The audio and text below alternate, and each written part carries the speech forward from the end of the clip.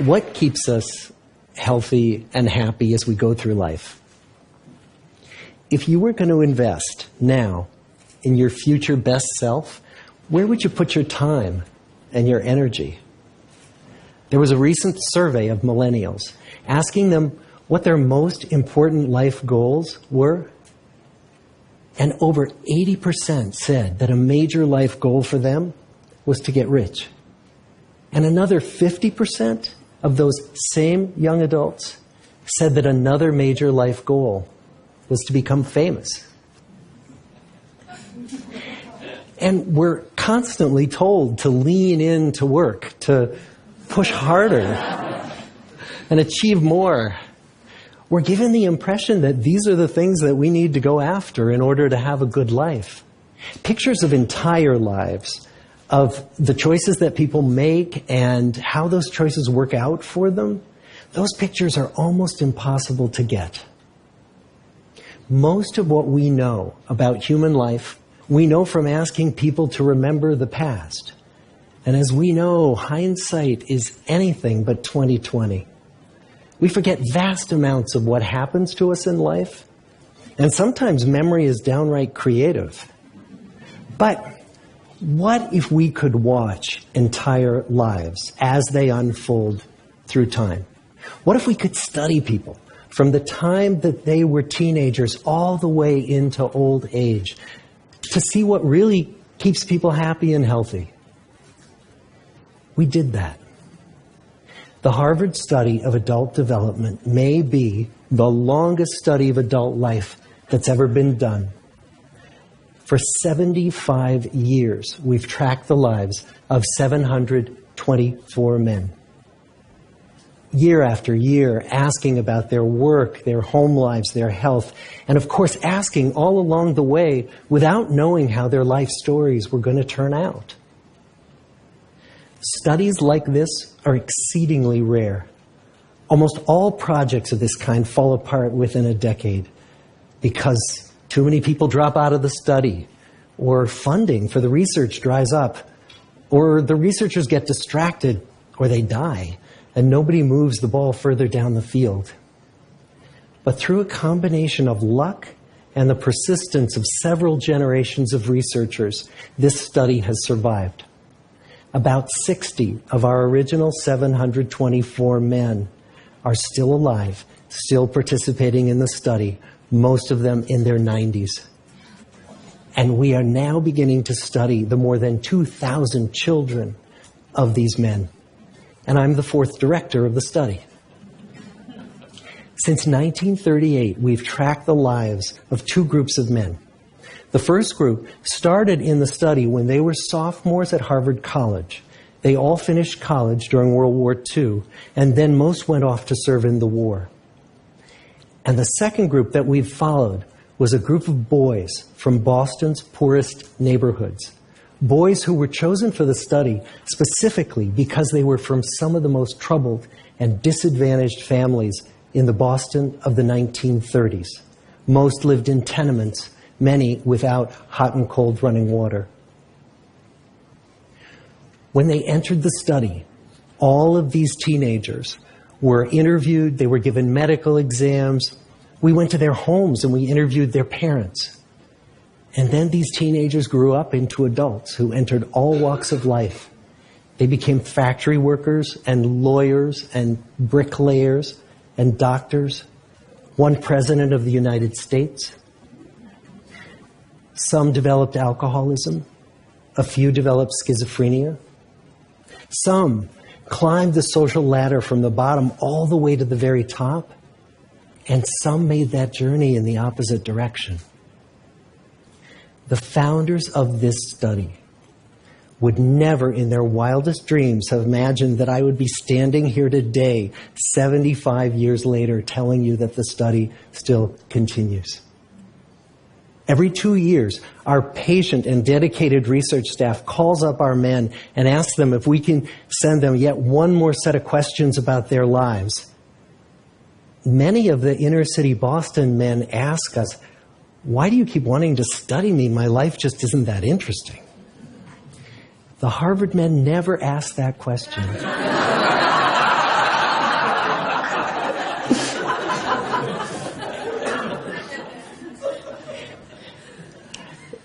to get the clearest picture of these lives, we don't just send them questionnaires. We interview them in their living rooms. We get their medical records from their doctors. We draw their blood. We scan their brains. We talk to their children. We videotape them talking with their wives about their deepest concerns. And when about a decade ago we finally asked the wives if they would join us as members of the study, many of the women said, it's about time. So what have we learned? What are the lessons that come from the tens of thousands of pages of information that we've generated on these lives? Well, the lessons aren't about wealth or fame or working harder and harder. The clearest message that we get from this 75-year study is this: good relationships keep us happier and healthier, period. We've learned 3 big lessons about relationships. The first is that social connections are really good for us and that loneliness kills. It turns out that people who are more socially connected to family, to friends, to community, are happier, they're physically healthier, and they live longer than people who are less well connected. And the experience of loneliness turns out to be toxic. People who are more isolated than they want to be from others find that they are less happy, their health declines earlier in midlife, their brain functioning declines sooner, and they live shorter lives than people who are not lonely. And the sad fact is that at any given time, more than 1 in 5 Americans will report that they're lonely. And we know that you can be lonely in a crowd and you can be lonely in a marriage.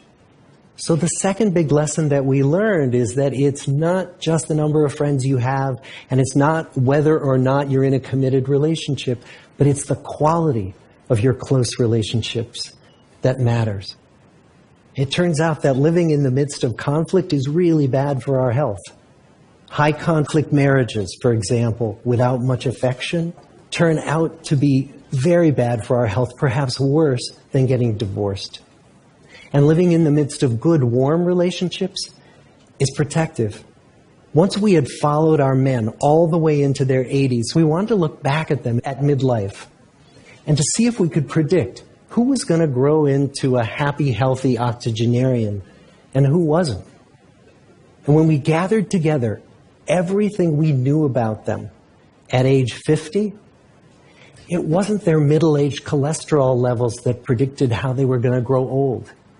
It was how satisfied they were in their relationships. The people who were the most satisfied in their relationships at age 50 were the healthiest at age 80.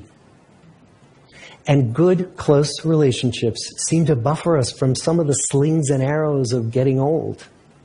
Our most happily partnered men and women reported in their 80s that on the days when they had more physical pain, their moods stayed just as happy. But the people who were in unhappy relationships, on the days when they reported more physical pain, it was magnified by more emotional pain. And the third big lesson that we learn about relationships and our health is that good relationships don't just protect our bodies, they protect our brains. It turns out that being in a securely attached relationship to another person in your 80s is protective. That the people who are in relationships where they really feel they can count on the other person in times of need, those people's memories stay sharper longer. And the people in relationships where they feel they really can't count on the other one, those are the people who experience earlier memory decline. And those good relationships, they don't have to be smooth all the time. Some of our octogenarian couples could bicker with each other day in and day out. But as long as they felt that they could really count on the other when the going got tough, those arguments didn't take a toll on their memories. So, this message that good, close relationships are good for our health and well-being, this is wisdom that's as old as the hills. Why is this so hard to get and so easy to ignore? Well, we're human. What we'd really like is a quick fix, something we can get that'll make our lives good and keep them that way. Relationships are messy and they're complicated, and the hard work of tending to family and friends, that's not sexy or glamorous. It's also lifelong. It never ends. The people in our 75-year study who were the happiest in retirement were the people who had actively worked to replace workmates with new playmates. Just like the millennials in that recent survey, many of our men, when they were starting out as young adults, really believed that fame and wealth and high achievement were what they needed to go after to have a good life. But over and over these 75 years, our study has shown that the people who fared the best were the people who leaned into relationships with family, with friends, with community. So what about you? Let's say you're 25, or you're 40, or you're 60. What might leaning into relationships even look like? Well, the possibilities are practically endless.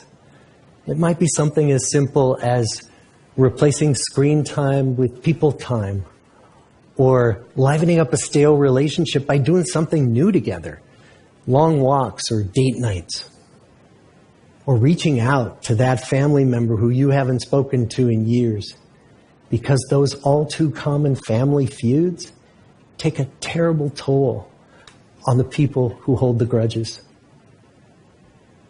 I'd like to close with a quote from Mark Twain. More than a century ago, he was looking back on his life, and he wrote this: "There isn't time, so brief is life, for bickerings, apologies, heartburnings, callings to account. There is only time for loving, and but an instant, so to speak, for that." The good life is built with good relationships. Thank you.